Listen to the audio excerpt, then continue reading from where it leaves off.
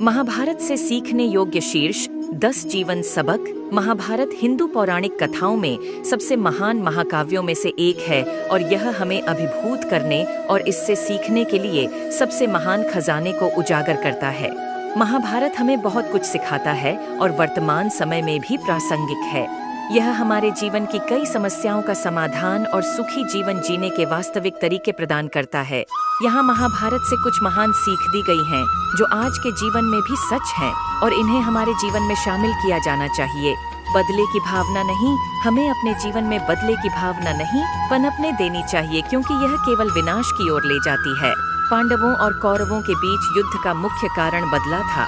कौरवों का सदैव पांडवों के प्रति प्रतिशोध का भाव रहता था, जिससे सब कुछ नष्ट हो जाता था।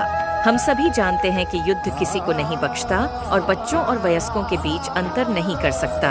महाभारत के युद्ध में द्रौपदी के 5 बच्चों और अभिमन्यु की मृत्यु हो गई। हमेशा सही के लिए खड़े रहे।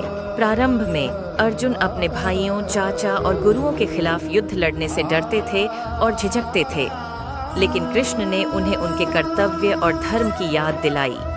कृष्ण ने उससे कहा कि वह अपने धर्म के कर्तव्यों को पूरा करे, भले ही उसे अपने परिवार के खिलाफ लड़ना पड़े और खड़ा होना पड़े। हमें हमेशा सही के लिए खड़ा होना चाहिए। चिरस्थायी मित्रता। अर्जुन और कृष्ण, कर्ण और दुर्योधन की मित्रता हमें सिखाती है कि कठिन समय में मित्रता किस प्रकार हमारा साथ देती है। दोस्त हमेशा हमारे साथ खड़े रहे। ये सच्चाई जानने के बाद भी कि पांडव उसके भाई हैं, कर्ण फिर भी दुर्योधन के साथ दोस्ती के शाश्वत बंधन के लिए पांडवों के खिलाफ खड़ा हुआ। इसी तरह युद्ध के दौरान कृष्ण ने पांडवों का बिना शर्त समर्थन किया। अल्प ज्ञान एक खतरनाक चीज है। हमें इस बात की पूरी जानकारी होनी चाहिए कि हम क्या कर रहे हैं, अन्यथा हमें अर्जुन के पुत्र अभिमन्यु की तरह बुरे परिणाम भुगतने पड़ सकते हैं। आधे ज्ञान का इतना बुरा असर होता है कि अभिमन्यु को अपनी जान गंवानी पड़ी, क्योंकि वह केवल चक्रव्यूह में प्रवेश करना चाहता था। लालच आपको गरीब बनाता है, लालच आपको कभी भी जीत नहीं दिलाएगा। युधिष्ठिर लालच के कारण जुए में सब कुछ हार गए। कभी हार न माने। जीवन में कभी हार न मानने की सीख देने के लिए कर्ण महाभारत में सबसे अच्छा उदाहरण है। उन्होंने जीवन भर भेदभाव और अपमान का सामना किया। वह कौशल में अर्जुन के बराबर थे, लेकिन उन्हें अपने कौशल का प्रदर्शन करने के लिए कभी भी समान सम्मान और मंच नहीं मिला, क्योंकि उन्हें सूत पुत्र कहा जाता था। लेकिन किसी भी चीज ने उन्हें अपने लक्ष्य से विचलित नहीं किया और वह एक प्रसिद्ध तीरंदाज बन गए। सशक्त महिला बने। द्रौपदी एक सशक्त, शक्तिशाली और तेजस्वी महिला थीं। सभी के बीच उनका अपमान किया गया, लेकिन उन्होंने अपने लिए स्टैंड लिया। हमें द्रौपदी की तरह मजबूत और ताकतवर बनना चाहिए। परिवर्तन को स्वीकार करें। कृष्ण कहते हैं कि परिवर्तन प्रकृति का नियम है और आपको परिवर्तन को स्वीकार करना चाहिए।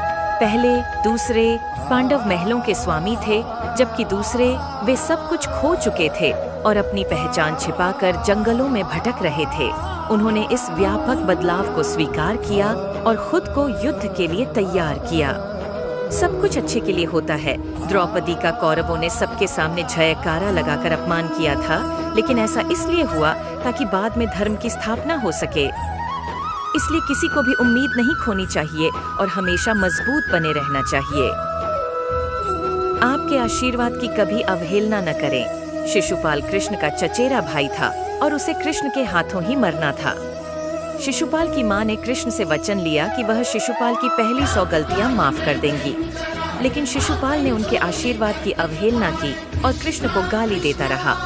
अंततः उसने अपने 100 पापों की सीमा पार कर ली और मर गया। यदि उन्होंने उनके आशीर्वाद की कद्र की होती तो वे जीवित होते। हमें हमेशा अपने आशीर्वाद को महत्व देना चाहिए।